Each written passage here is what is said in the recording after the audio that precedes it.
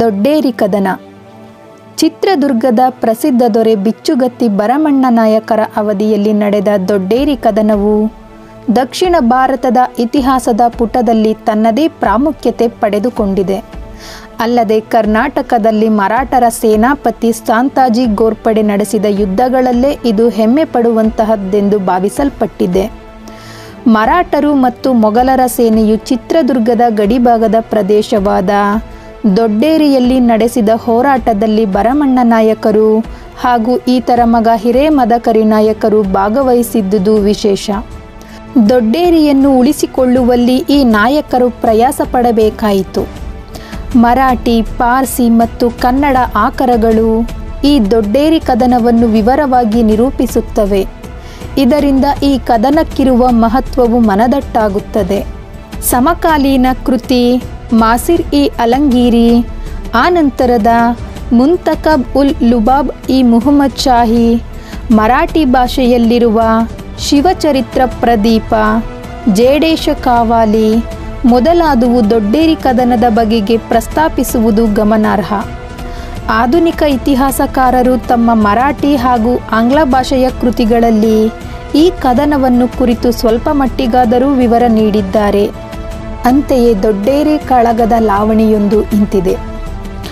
ಕಾಶಿಂ ಖಾನ ಶಂಕರ ನಾರಾಯಣ ಕಂಚಿಯಲ್ಲಿಬ್ಬರು ಭೇಟಿ ಆಗಿ ಹಗೆಯವನ ಮೇಲೆ ಹಣವಿಗೆ ಹೋಗುತ್ತೇನೆ, ಪಗದಿಗೆ ಹೋಗುತ್ತೇನೆ, ದುರ್ಗದ ವಜೀರನ ದಾರಿ ಬಿಡೆಂದ. ದಾರಿ ಬಿಡಲಿಕ್ಕೆ ನೀ ಯಾವೂರ ದೊರೆಯೋ, ನೀ ಎಂತೂರ ದೊರೆಯೋ, ಮುಂದಕ್ಕೆ ಹೋದರೆ ಆಣೆ ಇಡಿಸೆಂದ ದಂಡ. ಹೊತ್ತು ಮುಳುಗಿದ 9 ಗಳಿಗ್ಯಾಗೆ 11 ಗಳಿಗ್ಯಾಗೆ ತಕ್ಕೋಬೇಕಂತೆ ಗಾರೆ ಬಾಗಿಲ ತನಕ. ಇಂತಪ್ಪ ಸುದ್ದಿಯನು ಗುಂಟನೂರು ಮಲ್ಲಪ್ಪ ಕೇಳಿ ಬೆಂಕಿ ಬರಮೇಂದ್ರಗೆ ಓಲೆಯ ಬರೆದ. ಬಂದಂತ ಓಲೆಯನ್ನು ಕುಂತೊಮ್ಮೆ ಓದಿಸಿದ, ನಿಂತೊಮ್ಮೆ ಓದಿಸಿದ. ಅಯ್ಯಯ್ಯೋ ದಗಡಿನಿ ಹೊಕ್ಕಲಿ ಬಿಡೆನೋ. ಹೊಸದುರ್ಗದ ಮಂದಿ ಹೊಳಲ್ಕೆರೆ ಠಾಣ್ಯವು ಸಂತೆಬೆನ್ನೂರ ಮಂದಿ ಮುಂಚೆ ಬರಲೆಂದ. ಬಾವ ಬೊಮ್ಮಣ್ಣ, ದಳವಾಯಿ ಚಿಕ್ಕಣ್ಣ ಕಾಲ ಮಂದಿಯ ಕರಕೊಂಡು ಕಣಿವೆಯ ಕಟ್ಟೆಂದ.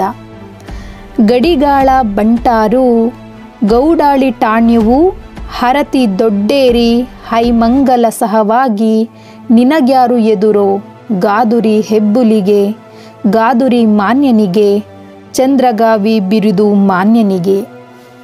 ಹಸುರು ಸತ್ತಿಗೆಯು ಹಾಕುವ ಉಡಾಸು, ಹಾರಿಸುವೋ ಉಡಾಸುವೋ ಪಾವಡ, ಬೀಸೋ ಬೀಸಣಿಗೆ, ವಂಕಿನ ಮಲ್ಲಿಗೆ, ಚಿನ್ನದ ಕಾಸಿ, ಚಿಗುರುವ ಕೊನೆ ಮೀಸೆ, ತಿದ್ದಿ ಎಳೆಮೀಸೆ, ಕೆನ್ನೆಲೋ ಲಾಡಾಡುವೋ ಮುತ್ತಿನ ತುರಾಯ, ಒತ್ತಿದ ಮೀಸೆ, ಮೆರುಗು ಚೆನ್ಮುರಿಯು, ಕತ್ತರಿ ಬಾಕು ಕೈಲಿ ಕಟಾರಿ, ಇಟ್ಟ ಭಂಡಾರ ವಿಭೂತಿ ಭಸ್ಮಾಂಗ, ಕಟ್ಟಿ ಕಸೆ ಸಣ್ಣ ಗಂಬಳಿ, ಬುರುಡೆ ಹಡಪದ ಸಂಚಯವು, ಕಾಳಂಜಿ ಗಿಂಡಿಯರು ವಯ್ಯಾರದಿಂದ ಓಲಗ ಹೊಡೆಯುವ ಬೇರಿ, ಹಿಡಿಯುವ ಸಪೂರಿ, ನುಡಿಸೋದು ತಂಬೂರಿ.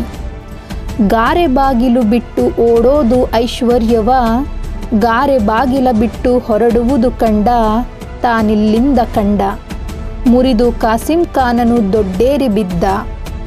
ಮಟಮಟ ಮಧ್ಯಾಹ್ನ ಚಟನೆ ಕಾಯುವ ಬಿಸಿಲಾಗೆ, ನೆಗ್ಗಲ ಮುಳ್ಳಾಗೆ, ಕಂಚಿ ಕಟ್ಟ್ಯಾಗೆ ಹಿಂದಕ್ಕೋತಿತು ಕಾಸಿಂ ಖಾನನ ದಂಡು.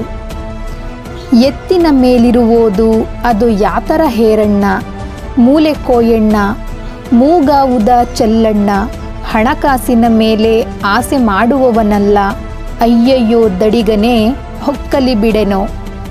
ಹೊದ್ದ ಗುಡಾರವ ಹೊಕ್ಕು ಕಡಿವಾಗ ಬಣಜಿಗರು ಕಾಣಪ್ಪ, ಬೆಳ್ಳುಳ್ಳಿ ಮಾರುವರು ಕಟ್ಟೆಯ ಮೇಲೆ, ಓಡಿಸಿ ಕಡಿವಾಗ ಗದುಮಿಕೊಂಡು ಕಡಿವಾಗ ಒಕ್ಕಲಿಗರು ಕಾಣಪ್ಪ. ಬಿಟ್ಟೀಯ ಬಂದೀವಿ ಏರಿಯ ಹಿಂದೆ ಹಾರಾಡಿ ಕಡಿವಾಗ, ಹೊರಾಡಿ ಕಡಿವಾಗ ಬ್ಯಾಡರು ಕಾಣಪ್ಪ, ನಾವು ಬ್ಯಾಟಿಯ ಬಂದೀವಿ. ಶಿಟ್ಟಿನ ದೊರೆ ಕೈಯಾಗೆ ಸಿಕ್ಕಬಾರದೆಂದು ದಕ್ಕಬಾರದೆಂದು, ಹಕ್ಕಜ್ಜಿನಾಮೆ ಕುಡಿದು ಡೇರಾದ ಒಳಗೆ ಸತ್ತಿದ್ದ. ಕರಡಿಯ ಕೈತಾಳ ಮದ್ದಳೆ ಸುವಿಮೇಳ ಸಂಪಿಗೆ ಸಿದ್ಧನ ವರಕುಮಾರ.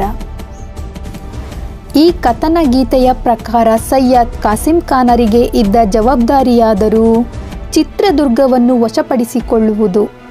ಅಂದರೆ ಹೊತ್ತು ಮುಳುಗಿದ 9 ಗಳಿಗೆಯಿಂದ 11 ಗಳಿಗೆಯ ಒಳಗೆ, ಅಂದರೆ ಸುಮಾರು ರಾತ್ರಿ 10ರಿಂದ 11 ಗಂಟೆಯ ಒಳಗೆ ಗಾರೆ ಬಾಗಿಲಿನ ತನಕ ಲಗ್ಗೆ ಹಾಕುವುದು. ಈ ಗಾರೆ ಬಾಗಿಲು ಎಂಬುದು ದುರ್ಗದ ಕೋಟೆಯ 2ನೆಯ ಮುಖ್ಯ ಮಹದ್ವಾರ. ಗೀತೆಯನ್ನು ರಚಿಸಿದವರು ಇದನ್ನು ಸಾಂಕೇತಿಕವಾಗಿ ಇಲ್ಲಿ ಸೂಚಿಸಿದ್ದರೂ ದುರ್ಗದ ಶಹರನ್ನು ಹಿಡಿಯುವುದು ಕಾಸಿಂ ಖಾನರ ಹವಣಿಕೆಯಾಗಿತ್ತೆಂದು ಇಲ್ಲಿ ಭಾವಿಸಬಹುದು. ಇದರ ಸುಳಿವನ್ನು ತಿಳಿದ ಗುಂಟನೂರು ಮಲ್ಲಪ್ಪ ಈ ಸುದ್ದಿಯನ್ನು ಓಲೆಯ ಮೂಲಕ ಭರಮಣ್ಣ ನಾಯಕರಿಗೆ ತಿಳಿಸುತ್ತಾರೆ. ಕಾಸಿಂ ಖಾನರು ದುರ್ಗದ ಮೇಲೆ ದಾಳಿ ನಡೆಸಲು ಹವಣಿಸಿರುವರೆಂದು ತಿಳಿದ ಭರಮಣ್ಣ ನಾಯಕರಿಗೆ ಅಪಾರ ಕೋಪ ಬರುತ್ತದೆ. ಅಯ್ಯಯ್ಯೋ ದಗಡಿ, ನೀ ಹೊಕ್ಕಲಿ ಬಿಡೆನೋ ಎಂಬ ಸಂಕಲ್ಪದೊಡನೆ ಹೊಸದುರ್ಗ, ಹೊಳಲ್ಕೆರೆ, ಸಂತೆಬೆನ್ನೂರುಗಳಿಂದ ಸೇನೆಯನ್ನು ಕರೆಸಿಕೊಳ್ಳುತ್ತಾರೆ. ಇದನ್ನು ಬಾವ ಬೊಮ್ಮಣ್ಣ ಮತ್ತು ದಳವಾಯಿ ಚಿಕ್ಕಣ್ಣರ ವಶಕ್ಕೆ ಕೊಟ್ಟು ಮುಂದಿನ ಕ್ರಮಕ್ಕೆ ಆದೇಶಿಸುತ್ತಾರೆ. ದುರ್ಗದ ಗಡಿಗಳಲ್ಲಿ ಜಮಾವಣೆಯಾಗಿದ್ದ ಸೇನೆ, ಗೌಡಾಳಿ, ಠಾಣ್ಯದ ಮಂದಿಯೂ ಸೇರುತ್ತಾರೆ. ಇವರೆಲ್ಲರನ್ನು ಸೇರಿಸಿಕೊಂಡು ಮೊಘಲರು ಚಲಿಸುವ ಮಾರ್ಗದ ಕಣಿವೆಯನ್ನು ಅಡ್ಡಗಟ್ಟಲು ಸೂಚಿಸಲಾಗುತ್ತದೆ.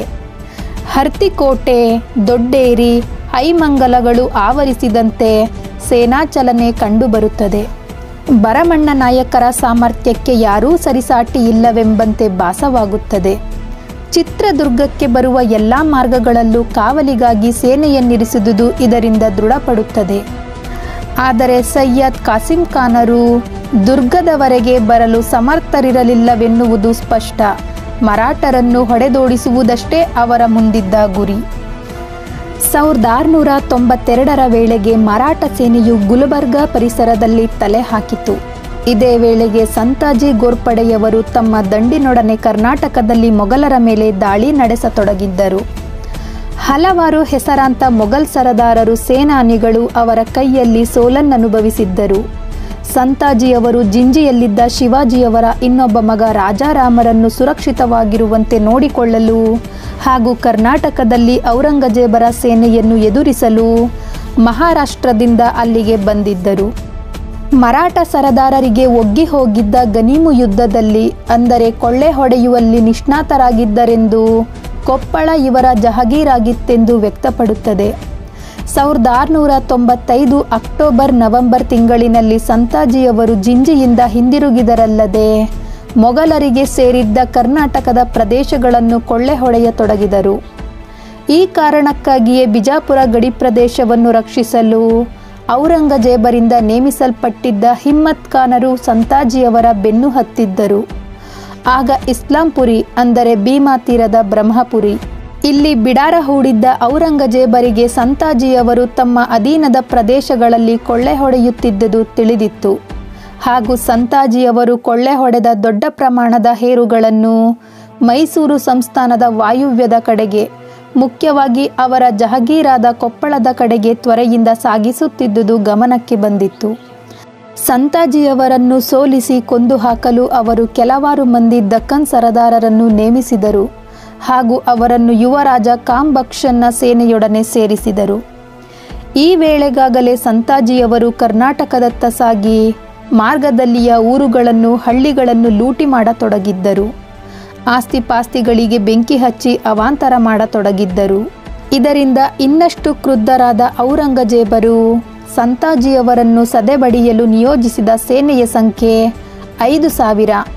ಆದರೆ ಅವರು ತನ್ನ ಲಿಖಿತ ಆದೇಶದಲ್ಲಿ ಸೂಚಿಸಿದ ಸೈನಿಕರ ಸಂಖ್ಯೆ 25,000. ಇದು ಸಹ ಸಂತಾಜಿಯವರ ದಾಳಿಯ ಅಥವಾ ಹಾವಳಿಯ ತೀವ್ರತೆಯನ್ನು ಮನಗಾಣಿಸುತ್ತದೆ. ಮೊಘಲರ ಪರವಾಗಿ ಕರ್ನಾಟಕದ ಫೌಜುದಾರ್ ಹಾಗೂ ಸಿರಾ ಪ್ರಾಂತ್ಯದ ಅಧಿಕಾರಿಯೂ ಆಗಿದ್ದ ಸೈಯದ್ ಕಾಸಿಂ ಖಾನರಿಗೆ ಸಂತಾಜಿಯವರನ್ನು ಎದುರಿಸುವಂತೆ ಸೂಚಿಸಲಾಯಿತು. ಕಾಸಿಂ ಖಾನರಾದರೂ ಅತ್ಯುತ್ತಮ ಸೇನೆಯನ್ನು, ಪಿರಂಗಿ ದಳವನ್ನು ಹೊಂದಿದ್ದವರು. ಮೊಘಲರ ಸಂಯುಕ್ತ ಪಡೆ ಸಂತಾಜಿಯವರು ಬರುವ ಮಾರ್ಗವನ್ನು ಗುರುತಿಸಿ 12 ಮೈಲಿಗಳಷ್ಟು ದೂರದಲ್ಲಿದ್ದುಕೊಂಡು ಅವರನ್ನು ನಿರೀಕ್ಷಿಸುತ್ತಿದ್ದರು. ಸಾಮ್ರಾಟರ ಪರವಾಗಿ ಬಂದ ಹಾಗೂ ರಾಜಮನೆತನಕ್ಕೆ ಸೇರಿದ್ದ ಖಾಂಜಾತ್ ಖಾನ್ ಎಂಬ ಇನ್ನೋರ್ವ ಸರದಾರರು ತಮ್ಮ ಸೇನೆಯೊಡನೆ ಕಾಸಿಂ ಖಾನ್ರೊಡನೆ ಸೇರಿಕೊಂಡರು. ಮೊಘಲರು ತಮ್ಮ ಬಲಿಷ್ಠ ಸೇನೆಯೊಡನೆ ರಣರಂಗಕ್ಕಿಳಿದರೇನೋ ಸರಿ, ಆದರೆ ವಾಸ್ತವದಲ್ಲಿ ಇತಿಹಾಸಕಾರರು ಗುರುತಿಸುವಂತೆ ಸೇನೆಯ ನೇತೃತ್ವ ವಹಿಸಿದ್ದ ಕಾಸಿಂ ಖಾನರ ಅಧಿಕಾರ ಆತರ ಅಧೀನದ ಸೇನಾಪಡೆಯ ಆಚೆಗೆ ಚಲಾವಣೆಗೊಳ್ಳಲೇ ಇಲ್ಲ. ಅವರಿಗೆ ಸಹಾಯ ನೀಡಲು ಬಂದಿದ್ದ ಇತರ ಸರದಾರರು ಅದೆಷ್ಟು ಒರಟರು, ದುಡುಕಿನ ಸ್ವಭಾವದವರೂ ಆಗಿದ್ದರೆಂದರೆ ಮರಾಠರನ್ನು ಎದುರಿಸಲು ತಮ್ಮದೇ ಯೋಜನೆಗಳನ್ನು ರೂಪಿಸಿಕೊಂಡರು. ಮೊಘಲರು ಉತ್ತಮವಾಗಿ ಹೋರಾಡಬಲ್ಲವರಾಗಿದ್ದರೂ ಇಂತಹ ತುರ್ತು ಸಂದರ್ಭದಲ್ಲಿ ತಮ್ಮಲ್ಲೇ ಒಗ್ಗಟ್ಟನ್ನು ಉಳಿಸಿಕೊಳ್ಳಲಾಗದ್ದಕ್ಕೆ ಆನಂತರ ತೊಂದರೆಗೀಡಾದರು. ಇಂತಹ ಅನೈಕ್ಯಮತ್ಯದ ಪರಿಣಾಮವಾಗಿ ಮರಾಠರಿಗೆ ಹೇರಳ ಲಾಭವಾಯಿತು. ಸಣ್ಣ ಅವಕಾಶ ಸಿಕ್ಕಿದರೂ ಮೊಘಲರನ್ನು ಹೆದರಿಸುವ ಕಾರ್ಯವನ್ನು ಮರಾಠರು ಯಶಸ್ವಿಯಾಗಿ ಜಾರಿಗೊಳಿಸಿದರು. ಹಗಲಿನಲ್ಲಿ ನೇರ ದಾಳಿ ನಡೆಸುತ್ತಾ ಬಂದೂಕುಗಳನ್ನು ಬಳಸಿದರೆ ರಾತ್ರಿಯ ವೇಳೆಯಲ್ಲಿ ಮೊಘಲರ ಶಿಬಿರದ ಮೇಲೆ ಕ್ಷಿಪಣಿ ದಾಳಿ ನಡೆಸಲಾಗುತ್ತಿತ್ತು. ಸಂತಾಜಿಯವರು ತಮ್ಮ ಸೇನೆಯನ್ನು 3 ಭಾಗವಾಗಿ ವಿಂಗಡಿಸಿದರಲ್ಲದೆ ಮೊದಲ ಭಾಗವನ್ನು ಮೊಘಲರ ಬಿಡಾರವನ್ನು ಲೂಟಿ ಮಾಡಲು, ಎರಡನೆಯದನ್ನು ಅವರ ಸೇನೆಯನ್ನು ಎದುರಿಸಲು ಹಾಗೂ ಮೂರನೆಯದನ್ನು ಅವಶ್ಯಕತೆಗೆ ತಕ್ಕಂತೆ ಬಳಸಿಕೊಳ್ಳಲು ನಿಯೋಜಿಸಿದರು. ಎಲ್ಲವೂ ಅವರ ಎಣಿಕೆಯಂತೆಯೇ ನಡೆಯಿತು. ದೊಡ್ಡೇರಿಯಿಂದ ಸುಮಾರು 2 ಮೈಲಿ ದೂರದಲ್ಲಿ ಹೂಡಲಾಗಿದ್ದ ಮೊಘಲರ ಬಿಡಾರವೆಲ್ಲ ಮಧ್ಯರಾತ್ರಿಯ ನಂತರ ಲೂಟಿಗೊಳಗಾಯಿತು. ಅಸಹಾಯಕ ಸ್ಥಿತಿಯಲ್ಲಿದ್ದ ಅವರ ಸೇನೆ ಯುದ್ಧ ಕೈಗೊಳ್ಳದೆ ತಟಸ್ಥವಾಗುಳಿಯಿತು. ಮರಾಠರ ಸೇನೆಯಲ್ಲಿದ್ದ ನುರಿತ ಕಪ್ಪು ಬಿಲ್ಲಾಳುಗಳು ಬೇಡರಾಗಿದ್ದು ತಮ್ಮ ಕೈಚಳಕದಿಂದ ಮೊಘಲರ ಸೇನೆಯನ್ನು ತಲ್ಲಣಗೊಳಿಸಿದರು. ಹಗಲಿನಲ್ಲಿ ಮೊಘಲರು ಮತ್ತು ಮರಾಠರ ನಡುವೆ ತೀವ್ರ ಯುದ್ಧ ನಡೆಯಿತಲ್ಲದೆ ಮೊಘಲರ ಕಾಸಿಂ ಖಾನ್ ಹಾಗೂ ಖಾಂಜಾತ್ ಖಾನ್, ಮುರಾದ್ ಖಾನ್ ಮೊದಲಾದ ಸರದಾರರು ಉಗ್ರವಾಗಿ ಹೋರಾಡಿದರು. ಆದರೆ ಮರಾಠರ ವ್ಯವಸ್ಥಿತ ಹಾಗೂ ನೈಷ್ಠಿಕ ಸೇನೆಯ ಎದುರು ಮೊಘಲರ ಸೇನೆ ಶಕ್ತಿಗುಂದಿದಂತೆ ವರ್ತಿಸಿದುದು ಸಹಜ. ಯಾವುದೇ ಹೊತ್ತಿನಲ್ಲೂ ದಾಳಿ ಮಾಡಬಲ್ಲ ಮರಾಠ ಸೇನೆಯ ಭಯ ಎಷ್ಟಿತ್ತೆಂದರೆ ರಾತ್ರಿ ವೇಳೆಯಲ್ಲೂ ಅವರು ತಮ್ಮ ಆನೆಗಳ ಮೇಲಿಂದ ಕೆಳಕ್ಕಿಳಿಯಲಿಲ್ಲ ಹಾಗೂ ತಮ್ಮ ಕುದುರೆಗಳು ವಿಶ್ರಾಂತಿ ಪಡೆಯಲು ಅವಕಾಶ ನೀಡಲಿಲ್ಲ. ಮರುದಿನ ಹಗಲಿನಲ್ಲಿ 2 ಪಕ್ಷಗಳ ನಡುವೆ ಭೀಕರ ಯುದ್ಧ ನಡೆದು 2 ಕಡೆಯ ಸೈನಿಕರು ಸಾಕಷ್ಟು ಸಂಖ್ಯೆಯಲ್ಲಿ ಹತರಾದರು. ಆದರೆ ಮರಾಠ ಸೇನೆ ಹಿಂದೆಗೆಯದೆ ಮೊಘಲರ ವಿರುದ್ಧ ನೆಲಕಚ್ಚಿ ಹೋರಾಡಿತೆಂಬ ವರ್ಣನೆ ದೊರೆಯುತ್ತದೆ ದಾಖಲೆಗಳಲ್ಲಿ. ಈ ಮಧ್ಯೆ ಮೊಘಲರ ಪಾಳೆಯದಲ್ಲಿ ಆಹಾರದ ಕೊರತೆ ಕಾಣಿಸಿಕೊಂಡಿದ್ದರಿಂದ ಅವರ ಪರಿಸ್ಥಿತಿ ಇನ್ನಷ್ಟು ಬಿಗಡಾಯಿಸಿತು. ತಮಗೆ ಅಗತ್ಯವಿದ್ದ ಆಹಾರ ಸಾಮಗ್ರಿಯನ್ನು ಮೊಘಲರು ದೊಡ್ಡೇರಿ ಕೋಟೆಯೊಳಗಿದ್ದ ವರ್ತಕರಿಂದ ಅವರು ಹೇಳಿದ ಬೆಲೆ ಕೊಟ್ಟು ಕೊಂಡರು. ಆ ವಣಿಕರಾದರೂ ತಮ್ಮಲ್ಲಿದ್ದ ಪದಾರ್ಥಗಳನ್ನು ಕೋಟೆ ಪ್ರಕಾರದ ಮೇಲಿನಿಂದಲೇ ಮಾರಾಟ ಮಾಡುತ್ತಿದ್ದರಂತೆ. ಅವರ ಬಳಿಯಿದ್ದ ಹೇರು ಸಹ ಕರಗಿ ಹೋದಾಗ ಮೊಘಲರಿಗೆ ಮತ್ತೆ ಆಹಾರದ ಅಭಾವ ಪರಿಸ್ಥಿತಿ ಎದುರಾಯಿತು. ಈ ಸ್ಥಿತಿ ಎಷ್ಟು ಬಿಗಡಾಯಿಸಿತೆಂದರೆ ಸೈನಿಕರಿಗೆ ಅನ್ನ ಹಾಗೂ ಪ್ರಾಣಿಗಳಿಗೆ ಮೇವಿಲ್ಲದ ಸಂದರ್ಭ, ಸಾಲದ್ದಕ್ಕೆ ಮರಾಠರಿಂದ ಸತತ ಕಿರುಕುಳ, ಸ್ವರಕ್ಷಣೆಗಾಗಿ ನಿಂತ ಮೊಘಲರ ಸೇನೆಗೆ ಏನೂ ಮಾಡಲಾಗದ ಸ್ಥಿತಿ. ಖಾನಾಜಾತ್ ಖಾನ್ ಹಾಗೂ ಕಾಸಿಂ ಖಾನರೇನೋ ತಮ್ಮೊಡನೆ ತಂದಿದ್ದ ಆಹಾರವನ್ನು ಹಂಚಿಕೊಂಡರು. ಸಾಮಾನ್ಯ ಸೈನಿಕನಾದವನಿಗೆ ಬಳಿಯಲ್ಲಿದ್ದ ಕೆರೆಯ ನೀರಲ್ಲದೆ ಇನ್ನೇನೂ ಇರಲಿಲ್ಲ. ಇನ್ನು ಆನೆ ಕುದುರೆಗಳ ಪಾಡನ್ನು ಕೇಳುವವರಿಲ್ಲ.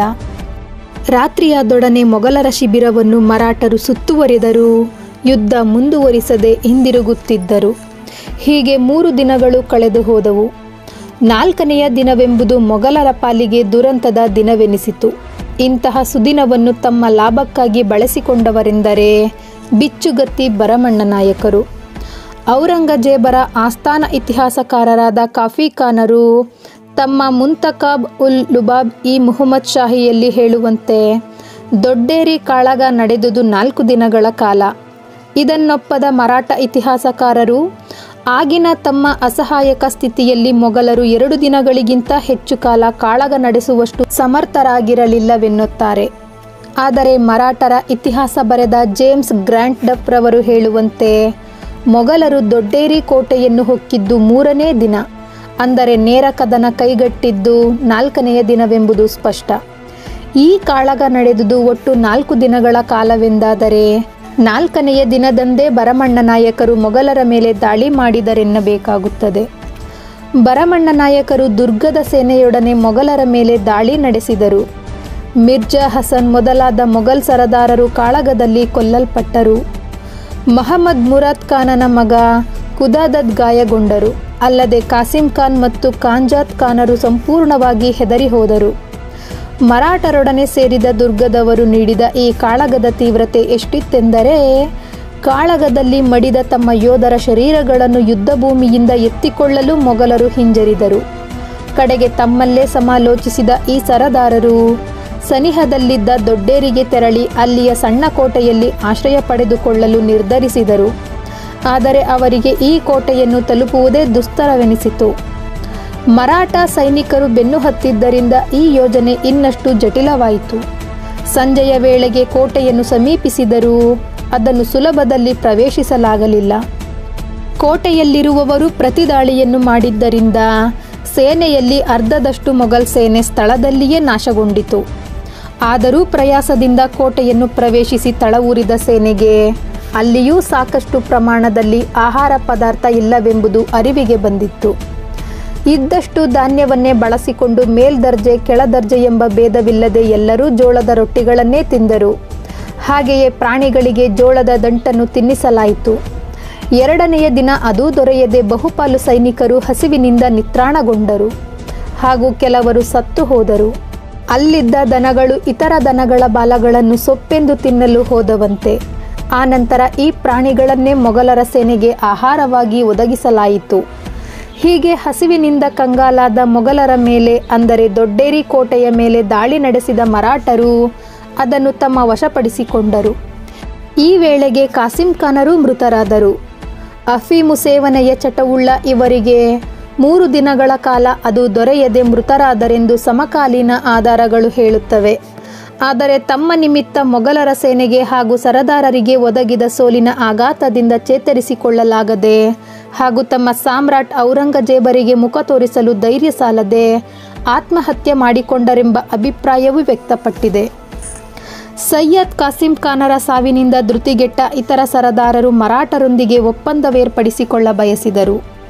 ಇವರ ಪರವಾಗಿ ಕಾಂಜಾತ್ ಖಾನರು ತಮ್ಮ ದಿವಾನ್ ಹಾಗೂ ಓರ್ವ ದಕ್ಕನಿ ಸರದಾರರನ್ನು ಸಂತಾಜಿಯವರ ಬಳಿಗೆ ಕಳುಹಿಸಿಕೊಟ್ಟ ಈ ಸಂಧಾನವೇರ್ಪಟ್ಟ ಸಂದರ್ಭವೂ ಸ್ವಾರಸ್ಯಕರವಾದುದು.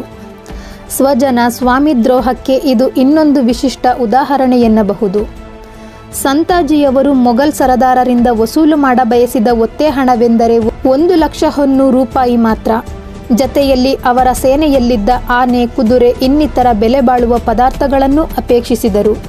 ಆದರೆ ಕಾನಾಜಾತ್ ಖಾನರ ಪರವಾಗಿ ಬಂದಿದ್ದ ದಕ್ಕನಿ ಸರದಾರರು ಸಂತಾಜಿಯವರನ್ನು ಕುರಿತು, ನೀವು ಏನನ್ನು ಕೇಳುತ್ತಿದ್ದೀರಿ, ನಿಮ್ಮ ಷರತ್ತನ್ನು ಇನ್ನೂ ಹೆಚ್ಚಿಸಿ, ತನ್ನ ಒತ್ತೆ ಹಣವಾಗಿ ಇಷ್ಟು ಮೊತ್ತವನ್ನು ಕಾನಾಜಾತ್ ಖಾನರೊಬ್ಬರೇ ಸಂದಾಯ ಮಾಡಬಲ್ಲರು ಎಂದು ಹೇಳಿಕೊಟ್ಟರು. ಇದರಿಂದಾದ ಪರಿಣಾಮವೆಂದರೆ ಸಂತಾಜಿಯವರು ಕಾನಾಜಾತ್ ಖಾನ್ ಮತ್ತು ಇತರ ಸರದಾರರಿಂದ ಅಂತಿಮವಾಗಿ 20 ಲಕ್ಷ ರೂಪಾಯಿಗಳನ್ನು ವಸೂಲಿ ಮಾಡಿಕೊಂಡರು. ಸಂತಾಜಿಯವರ ಸೈನಿಕರು ಮೊಘಲರೊಡನಿದ್ದ ಪ್ರಾಣಿಗಳನ್ನು, ಗಂಟು ಮೂಟೆಗಳನ್ನು ತಮ್ಮ ವಶಕ್ಕೆ ತೆಗೆದುಕೊಂಡರು. ಮರಾಠರು ವಿಧಿಸಿದ ಕರಾರಿಗೆ ಮೊಘಲ್ ಸರದಾರರು ಸಹಿ ಹಾಕಬೇಕಾಯಿತು. ನಿರ್ದಿಷ್ಟ ಅವಧಿಯವರೆಗೆ ಅವರ ಹತ್ತಿರದ ಬಂಧುಗಳು ಒತ್ತೆಯಾಳುಗಳಾಗಿ ಮರಾಠರ ವಶದಲ್ಲಿರಬೇಕೆಂದು ಒಪ್ಪಂದವಾಯಿತು. ಅಲ್ಲದೆ ಮೊಘಲರ ಪ್ರತಿಯೊಬ್ಬ ಸೈನಿಕರ ಮೈಮೇಲಿನ ಉಡುಗೆ ಮತ್ತು ತಮ್ಮ ಕುದುರೆಯನ್ನು ಮಾತ್ರ ತೆಗೆದುಕೊಂಡು ಹೋಗಬೇಕೆಂದು ತೀರ್ಮಾನವಾಯಿತು. ಮೊಘಲರು 2 ದಿನಗಳಲ್ಲಿ ದೊಡ್ಡೇರಿ ಕೋಟೆಯನ್ನು ತೆರವುಗೊಳಿಸಿದರು. ಈ ಹಂತದಲ್ಲಿ ಮೊಘಲ್ ಸರದಾರರನ್ನು, ಸೇನೆಯನ್ನು ಸಂತಾಜಿಯವರು ಉದಾರವಾಗಿ ನಡೆಸಿಕೊಂಡರು. ಮರಾಠರು ಹಾಗೂ ದುರ್ಗದವರು ಮೊಘಲ್ ಸರದಾರರು ಹಾಗೂ ಸೈನಿಕರಿಗೆ ಉತ್ತಮ ಆಹಾರವನ್ನು ಒದಗಿಸಿ ಅವರಲ್ಲಿ ಇನ್ನೊಮ್ಮೆ ಜೀವ ಸಂಚಾರವಾಗುವಂತೆ ನೋಡಿಕೊಂಡರು. 3ನೆಯ ದಿನ ಕಾನಾಜಾತ್ ಖಾನರು ದೊಡ್ಡೇರಿಯಿಂದ ಮರಾಠರ ಬೆಂಗಾವಲಿನಲ್ಲಿ ಇಸ್ಲಾಂಪುರಿಯಲ್ಲಿ ಸ್ಥಾಪಿಸಿದ್ದ ಮೊಘಲ್ ದರ್ಬಾರಿನತ್ತ ಪ್ರಯಾಣ ಬೆಳೆಸಿದರು. ದೊಡ್ಡೇರಿ ಕದನದ ಮಟ್ಟಿಗೆ ಮೊಘಲರು ಮತ್ತು ಮರಾಠರ ನಡುವೆ ಚಿತ್ರದುರ್ಗ ಜಿಲ್ಲೆಯಲ್ಲಿ ನೇರವಾಗಿ ನಡೆದ ಸಂಘರ್ಷವೆಂದರೆ ಇದೆ.